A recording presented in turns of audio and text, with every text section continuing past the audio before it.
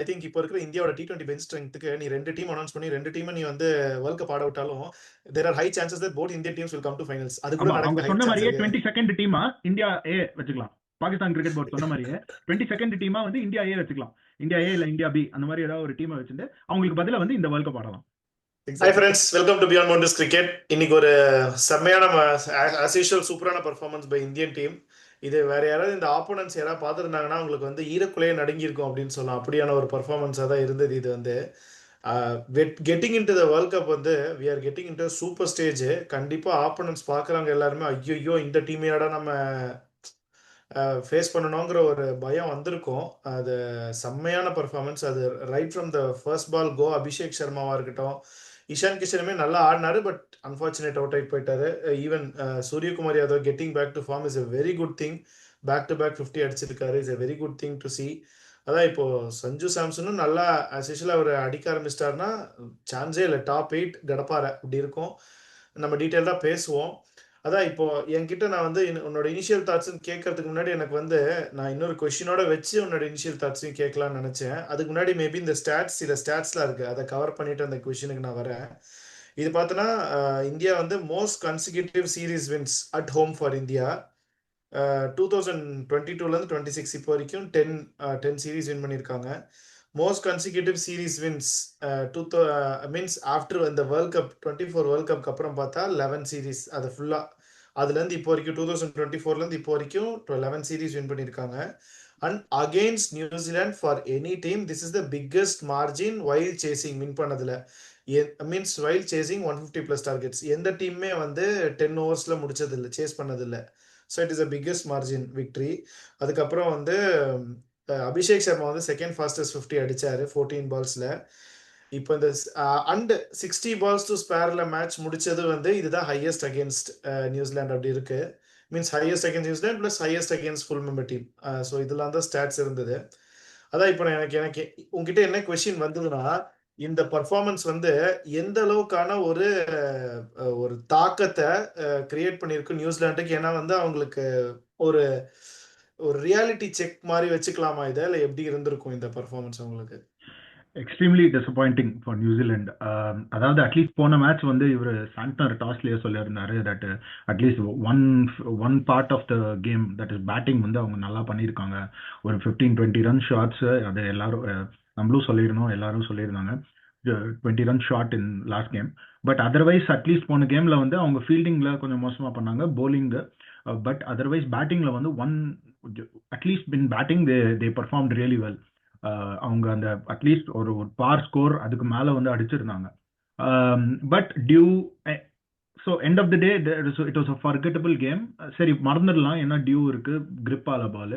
But இந்த வாட்டி வந்து அகேன் தேவர் இந்தியா வந்த toss after to bowl which was obvious, dew effect இருந்தது.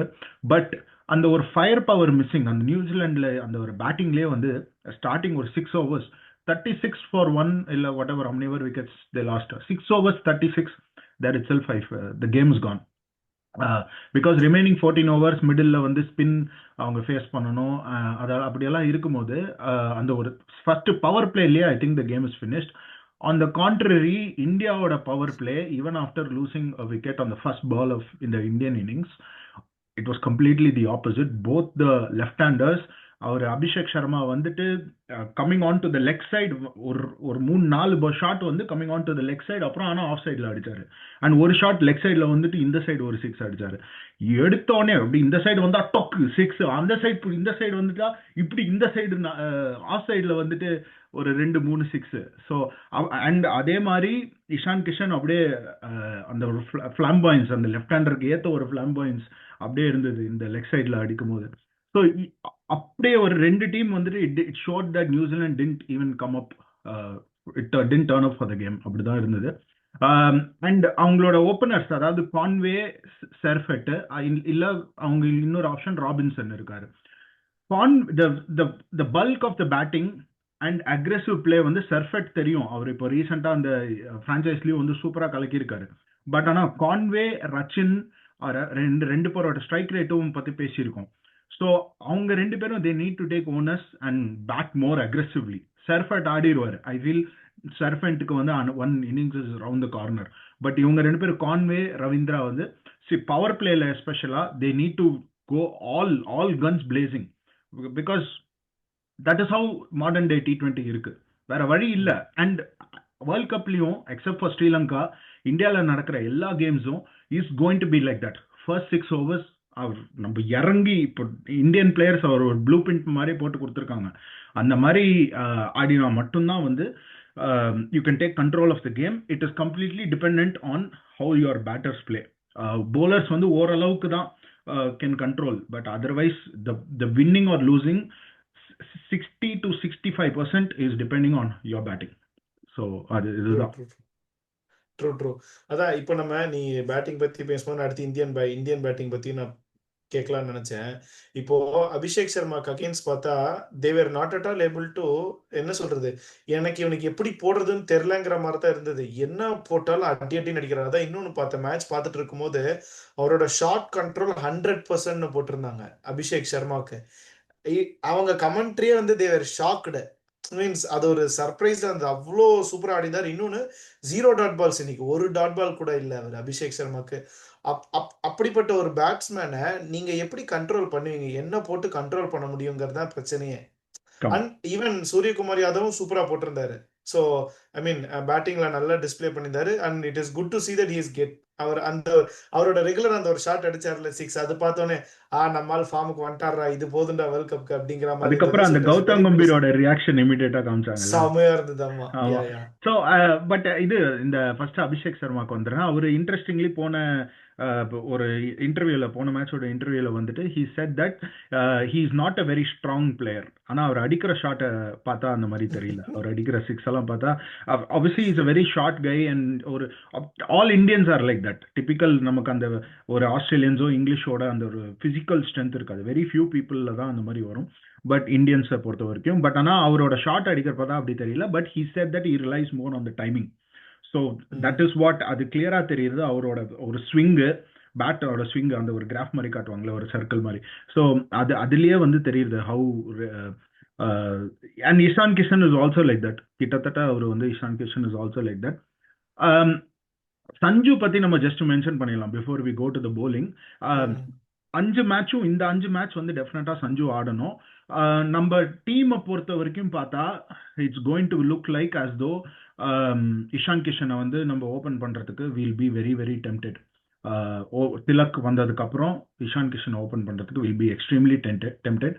பட் இந்த 5 கேம் வந்து இன்னும் 2 கேம் இருக்கு. அந்த இன்னும் 2 கேம்ல வந்துட்டு சஞ்சுக்கு அந்த ஸ்லாட் கொடுத்துட்டு, because he is not a player like Ishan Kishan or Abhishek Sharma. இப்போ சஞ்சு வந்துட்டு அந்த மாதிரி, and he stays on the back foot. அவர் வந்து இவங்க 2 பிளேயரும் வந்து எப்பவுமே ஃப்ரண்ட் ஃபுட் வராங்கல்ல, சாண்ட்னருக்கும் ஃப்ரண்ட் ஃபுட் வராங்க. கீப்பர் அப் வந்ததுக்கு அப்புறம் கூட Abhishek Sharma came front foot, but Sanju Samson is a more back foot and very close to the stump. He relies on that, he doesn't come forward. So அப்படி இருக்கும்போது he cannot play like Ishan Kishan or Abhishek Sharma. But இந்த time அவ்வளோ pressure இருக்கும்போது அவரோட மனசுல வந்து he'll be thinking that he has to go more. அவங்கள மாதிரி அவரோட நேச்சுரல் கேமை விட்டுட்டு அவங்கள மாதிரி ஆட ட்ரை பண்ற ஒரு தாட் வரும். பட் ஆனா he has to find his way of scoring runs, because first 6 overs சொன்ன மாதிரியே is going to be very very important. Game win or லூஸ்ன்றத வந்து இது வந்து சேஸ்லயோ இல்ல வந்து ஒரு டார்கெட் செட் பண்றதுலயோ வந்து ரெண்டுத்துலயுமே வந்து முடிவு பண்றது வந்து ஃபர்ஸ்ட் 6 overs தான். ஏன்னா பிச்சர்ஸ்லாம் இந்த மாதிரி இருந்ததுன்னா 220 வந்து is going to be like 170 அப்படி இருக்கும். 250 அடிச்சாதான் சேஃப்ன்ற ஒரு தாட் வரும். ஸோ அப்படி இருக்கும்போது சஞ்சுக்கு அந்த மாதிரி அடிஷ்னல் ப்ரெஷர் இருக்கும். அட் சம் பாயிண்ட் வேர்ல்ட் கப்ல வந்துட்டு டீமோட மேனேஜ்மெண்ட் இப்போ இந்த டைம்ல தான் ஸ்கையும் கம்பீரோட அந்த ஒரு பிளேயரை பேக் பண்ற ஒரு எபிலிட்டி இல்ல, அது பிளேயரை பேக் பண்ற இங்க தான் they will also be tested, because how much to what extent they'll back Sanju inside. ஒரு இது மோர் ஒரு டீம் மேனேஜ்மெண்ட்குள்ள இருக்கிற ஒரு ஸ்ட்ராட்டஜி மாதிரி ஒரு இது சொல்றேன். So how much they will back சஞ்சுன்ற வந்து இப்போதான் வில் பி டெஸ்டட். ஸோ டெஃபினட்டா 5 கேம் வந்து அவங்க கொடுக்கணும். அதுக்கப்புறம் after this series we can come to the conclusion whether he is going to be the playing 11ல இருக்கிற ஃபர்ஸ்ட் விக்கெட் கீப்பரா இல்ல வந்து பேக்கப் விக்கெட் கீப்பரா. But that is also possible. I'm open to that option. Ishan Kishan open பண்ண வச்சுட்டு if Tilak is completely fit, this is bottom லைன்ல star போட்டு this is considering Tilak is fit அப்படின்ற ஒரு தாட் ஓகே வரும்போது இஷான் கிஷன் ஓப்பனிங் போடணும். பிகாஸ் அப்படி வந்துருச்சுனாலே இந்த டீம் வந்து கண்டிப்பா ஒரு 3-4 ரெக்கார்டு வந்து இந்த வேர்ல்ட் கப்ல பீட் பண்ண சான்ஸ் இருக்கு. பிகாஸ் நிறைய ஒரு கண்டிப்பா அசோசியேட் நேஷன்ஸ் கூட பீட் பிளே ஆடிட்டு இருக்கோம். ஸோ அப்படி இருக்கும்போது கண்டிப்பா நம்ம ஐபிஎல்லாம் 300ன்னு சொல்றோம். இப்போ வரைக்கும் வேர்ல்ட் கப்ல 300ன்னு பேசினது இல்ல. பட் இந்த மாதிரி இருந்தானா நம்ம கண்டிப்பா ஏதோ ஒரு அசோசியேட் இன்டர்நேஷனல்ல நேஷன் 300 வச்சுக்கோ, அவங்க போடுறீங்க. கூட 300 அடிக்க சான்ஸ் இருக்கு. So correct. அதுதான். இந்த ஆனா இதுல ஒரே ஒரு பிரச்சனை என்ன வர சான்ஸ் இருக்கு நான் ஃபீல் பண்ண தெரியுமா? இப்போ இஷான் கிஷனும் டாப்ல வந்துட்டா நமக்கு என்ன ஆயிடும்னா டாப் 7ல 5 லெஃப்ட் ஆயிடுவாங்க. அபிஷேக் சர்மா, இஷான் கிஷன், திலக் வர்மா, அப்புறம் வந்து Rinku Singh and then one more person யார் மர சிவம் துபே. ஸோ சிவன் இப்போ 5 பேர் லெஃப்ட் வந்துட்டா you just be left with Suryakumar Yadav and Hardik Pandya in the top 7 as the right இது handed தவிர batsman. அக்ஸாரும் வந்துட்டாருன்னா அக்ஸாரும் லெஃப்ட். அக்ஷர். ஸோ இதுல அதனால தான் நான் என்ன maybe Sanju Samson has got a slight edge in that அப்படின்னு நான் ஃபீல் பண்றேன்னா ஓப்பனிங் வந்து லெஃப்ட் ரைட் காம்பினேஷனா இருக்கட்டும் இன் அண்ட் டாப்ல ஒரு ரைட் ஹேண்டர் பேட்ஸ்மேன். ஸோ அந்த ஒரு கிரைட்டீரியானால maybe Sanju might have an additional edge. But இதே மாதிரி பர்ஃபார்ம் பண்ணிட்டு இருந்தா தே மைட் நீ சொல்ற மாதிரி எனக்கு அந்த எட்ஜோட ஸ்கோர் தான் வேணும்னு they will be tempted to go. But அதை தாண்டி ஒரு ஸ்லைட்டர் எட்ஜ் சஞ்சுக்கு இருக்குங்கிறது நான் ஃபீல் பண்றேன். So but he love to prove that நான் பர்ஃபார்மன்ஸ்லேயே காமிச்சு ஹீ ஷுட் ஏர்ன் ஹீஸ் பிளேஸுங்கிறது தான் இருக்கணும். Let's see how he does in the next match. Hopefully he gets his chance. அதான் இப்போ நம்ம பேட்டிங்கை பத்தி பேசிட்டோம். அடுத்து பவுலிங் பத்தி வரும்போது பும்ரா என்ன மாதிரியான ஒரு பவுலிங் பர்ஃபார்மன்ஸ். இப்போ நம்ம அபிஷேக் சர்மா இவ்வளோ ரன் அடிச்சதெல்லாம் பத்தி பேசுறோம். இது நடந்ததுனால நம்ம மேபி பும்ராவெல்லாம் லைக் நம்ம man of the match win பண்ணப்போ கூட சில பேர் ஏன் பும்ரா கொடுத்தாங்க அபிஷேக் சர்மா இப்படி ஆடினப்போ அப்படின்னு சில பேர் கேள்வி கேட்டிருக்கலாம். பட் இல்ல, அவர் அந்த மாதிரி பவுலிங்கை போட்டு அவரா இருக்கட்டும் இல்ல வந்து நம்ம ரொம்ப நாள் கழிச்சு வந்திருக்காரு ரவி பிஷ்ணா அவங்களா இருக்கட்டும், ஒரு ஓவராலா இந்த பவுலிங் சூப்பர் பவுலிங் பர்ஃபார்ம் பண்ணதுனால தான் அந்த ஒரு கான்ஃபிடன்ஸ் பேட்டிங்ல இன்னும் எக்ஸ்ட்ராவா பூஸ்ட் பண்ணி கொடுத்துச்சுன்னு சொல்லலாம். So just speak about Ravi Bishnoi. He came back after ரொம்ப நாள் கழிச்சு வந்துட்டு ஒரு ரிஸ்பின்னர் இப்படி டக்குன்னு அந்த ரிதம் இமீடியட்டா அந்த ரிதம்ல போட்டது சூப்பரா இருந்தது. And Bumrah yet another time he is doing. ஆமா, இல்ல it is great to see Ravi Bishnoi back. And அப்படி அவரோட பர்ஃபார்மன்ஸ், அவர் வந்து இன் பிளேஸ் ஆஃப் வருண் வந்திருக்காரு. So it was very great. அவரோட flight and first change bowling. So அப்படி இருக்கும்போது all this it was very very very positive. இப்படி நம்பர் 15 பிளேயர்ஸ்ல யார் வேணாலும் எப்போ வேணாலும் can make that impact. They're not சும்மா ஒரு பேரா வந்து அவங்க இல்லை. ஸோ அப்படி இருக்கும்போது it was great to see Ravi Bishnoi back in T20. அது இது இருந்தது.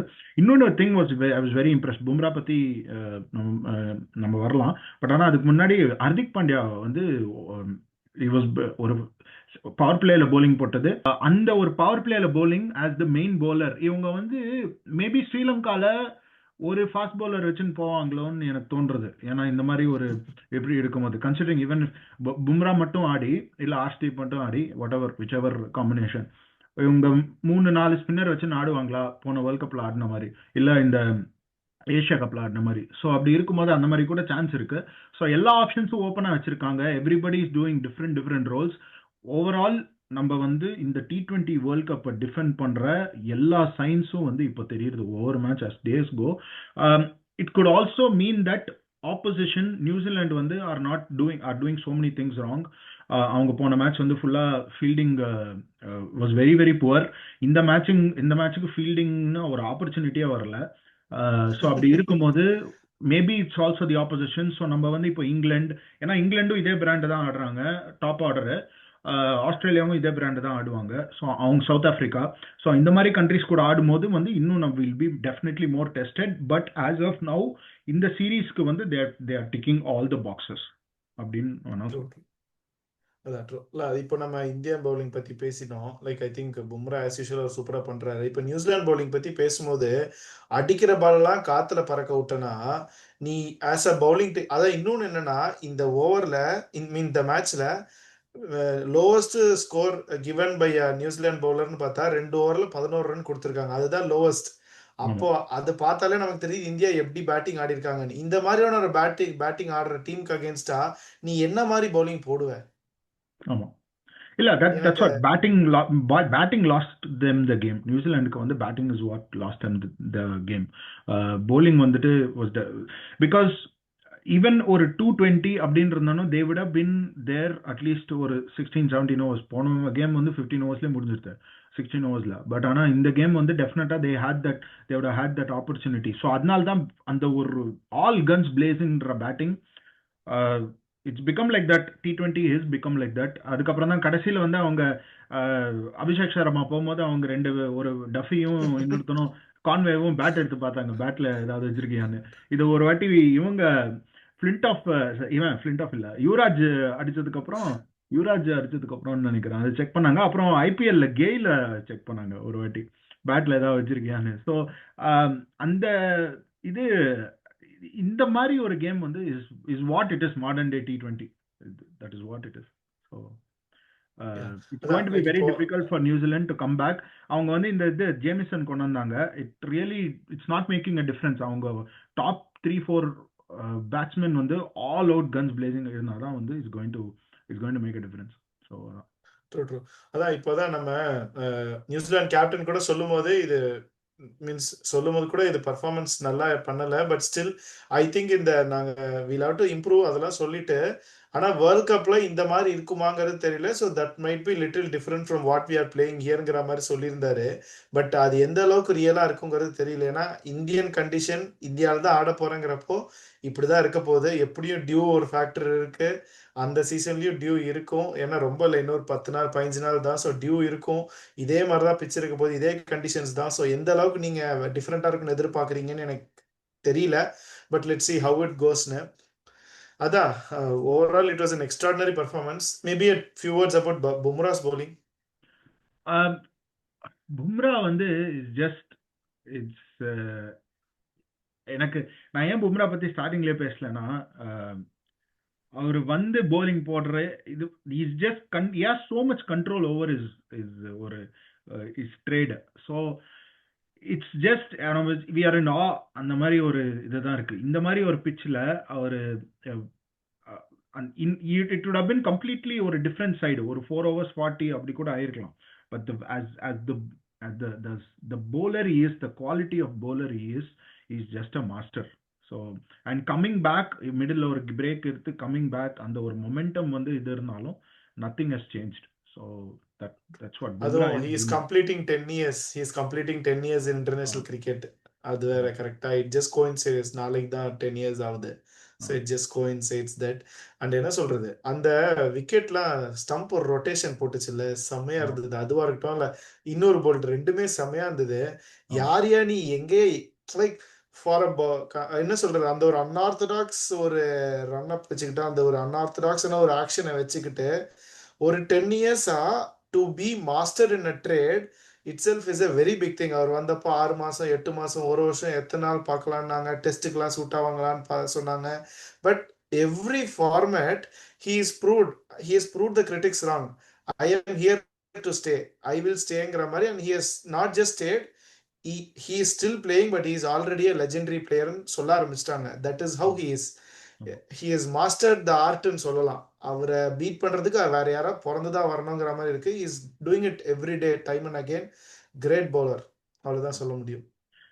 Let's see. அதான் சொல்லு கண்டினியூ. இல்ல வேற எதுவும் இல்ல இட் இஸ் ஆல்சோ லைக் இப்போ Tilak is back. It is also நம்ம சாம்சனோட ப்ரெஷர் பத்தி பேசணும். பட் இந்த மாதிரி ஒரு டீமுக்கு the player is back from injury, it's going to be pressure on him as well. ஏன்னா திடீர்னு ஒரு கேம் வரலாம் வேர் 30 or 15 அந்த மாதிரி டைம்ல வந்து you never know, it can all that happen. So அந்த மாதிரி வந்துட்டு அந்த மாதிரி டைம்ல தான் ஐ திங்க் இந்த past we have suddenly lagged இது. பிகாஸ் இந்த வேர்ல்ட் கப்க்கு வரைக்கும் வந்து our path towards world cup வந்து இஸ் பின் பிரில்லியன்ட். வேர்ல்ட் கப்ல வந்து கூட நம்ம எல்லா மேட்சும் ஜெயிப்போம். பட் ஆனால் அந்த ஒரு நாக் அவுட் கேம்ல தான் வந்து நமக்கு இதாக இருக்குது. ஸோ இதெல்லாம் வந்து we need to just keep it the back of the mind. I'm sure அவங்களும் நம்மளே பேசும்போது they will be further long steps ahead of us. So all that thoughts will be there. So everything has gone on very perfectly till now. It's just அந்த ஒரு small things, team combination அதெல்லாம் வரும்போது இந்த critical moments of the game வந்து நம்ம ப்ராப்பராக ஆடிட்டோம்னா then this world cup நம்ம ஈஸியா டிஃபெண்ட் பண்ணிடலாம். ஐ திங்க் நீ இது சொன்னதுனால எனக்கு டக்குன்னு ஞாபகம் வந்தது. அந்த போஸ்ட் மேட்ச்ல சூரியகுமார் யாதவ் பேசும்போது சொல்லியிருந்தாரு, இதுதான் எங்களோட பிராண்ட் ஆஃப் கிரிக்கெட்டா இருக்க போது. This is how we are going to play. ஆனா எங்களுக்கும் தெரியும், any time will be in situation where will be in 30 for 3 or 25 for 4 அந்த மாதிரி சுச்சுவேஷன்ஸ்ல இருக்க வரவும் தெரியும். அந்த நேரத்துல எப்படி ஆடணும், எப்படி கால்குலேட் பண்ணோங்கிறது பேக் ஆஃப் த மைண்ட்ல எங்களுக்கு தாட்ஸ் இருக்கு. பட் எக்ஸ்க்ளூடிங் தட், அந்த சுச்சுவேஷன் இல்லைன்னா this is how we brand of cricket is going to be, all guns blazing தான் இருக்க போகுது, இப்படி தான் ஆட போறோம் அப்படிங்கிற மாதிரி சொல்லியிருந்தாரு. ஸோ ஐ திங்க் நீ சொன்ன மாதிரி there already having some calculations தான் நினைக்கிறேன், அந்த எல்லா சுச்சுவேஷன் எப்படி அசஸ் பண்ணணும். Hopefully touch wood we are not getting those situations and we are defending the world cup. Let's see, இன்னும் ரொம்ப கொஞ்ச நாள்ல தெரிஞ்சிரும். Let's hope for the best. ஆமா, இஃப் யூ இப்போ see நம்ம அந்த ஜஸ்ட் மென்ஷன் அபவுட் இந்த பெஞ்ச்ல இருந்து வந்த பிஷ்னாய், அந்த மாதிரி ஒரு பர்ஃபார்மன்ஸ். ஸோ ஒரு பெஞ்ச்ல இருந்து வந்த பிளேயர், நிறைய நாளா ஆடாத பிளேயர், அந்த மாதிரி தான், தட் இஸ் ஆர் எக்ஸ்பெக்டேஷன். இப்போ திலக்குக்கே அந்த மாதிரி கேட்க, the quality of player Tilak is அந்த க்ரூஷியல் மூமெண்ட்ஸ்ல when he has stepped up, that is what makes an average player a great player. So அதுதான் அது. It's not that performance every game, அந்த அது ஒன்று இருக்கு. But not in the radar and then coming in to the side and then in the playing 11, suddenly in a crucial situation when the team needs you to stepping up, that is what makes an ordinary player a great player. So அதான் I think இப்போ இருக்கிற இந்தியாவோட T20 bench ஸ்ட்ரெங்த்துக்கு நீ 2 team announce பண்ணி 2 டீமை நீ வந்து world cup ஆட விட்டாலும் there are high chances that both Indian teams will come to finals. அது கூட அவங்க நடக்க சொன்ன மாதிரியே 22nd டீமா இந்தியா ஏ வச்சுக்கலாம். பாகிஸ்தான் கிரிக்கெட் போர்டு சொன்ன மாதிரியே 22nd டீமா வந்து இந்தியா ஏ வச்சுக்கலாம். இந்தியா ஏ இல்ல இந்தியா பி, அந்த மாதிரி ஏதாவது ஒரு டீமை வச்சுட்டு அவங்களுக்கு பதிலா வந்து இந்த வேர்ல்ட் கப் ஆடலாம். எக்ஸாக்ட்லி. அவ்வளவு ஸ்ட்ராங்கா இருக்கு. பட் அதான் இப்போ நம்ம இந்த மேட்ச் பத்தி பேசிட்டா, அடுத்த 2 வைசாக் அண்ட் திருவனந்தபுரம்ல நடக்க போகுது. அதான் இப்போ இதுல நியூசிலாந்து லுக்ஸ் க்ளூலெஸ்ங்கிற மாதிரி தான் இருக்கு. But how much they can come up, like இதுல இருந்து எப்படி அவங்க வெளியே வர முடியுமா? ஏன்னா இது வந்து ஒரு கொலை நடுங்கிற அளவுக்கு அவங்களுக்கு ஒரு லாஸா இருக்கு. அது இதுல இருந்து அவங்க வந்து பர்ஃபார்மன்ஸ் கொடுத்து வின் பண்றது பாசிபிளா? And can they do some changes over the night வெளியே வரதுக்கு அந்த மாதிரி? இப்போ அகைன் இந்த விசாகப்பட்டினம்ல வந்துட்டு அது அந்த இது எஸ்ஆர்ஹெச்சோட ஹோம் கிரவுண்டு தானே அது.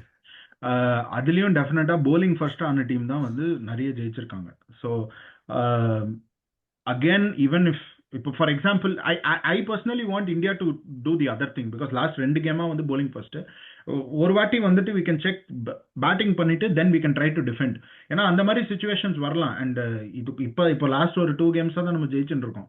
இதுக்கு முன்னாடி அந்த டோர்னமெண்ட்லயும் அதுக்கு முன்னாடி ஆஸ்திரேலியாலையும் வந்து டாஸஸ் கண்டினியூஸா தோற்றுறதுனால we never know, we'll come back to that. So அந்த மாதிரி சிச்சுவேஷன்ல we need to test. அது டெஃபினட்டா they might be thinking about it. So அந்த கிரவுண்டில் ஆவரேஜ் ஸ்கோர் எல்லாம் வந்து இஸ் பிகாஸ் T20 ஐஸ்ல வந்து is bin little bit different. அதில் அந்த ரெக்கார்டு பார்த்தீங்கன்னா 12 கேம் நடந்திருக்கு.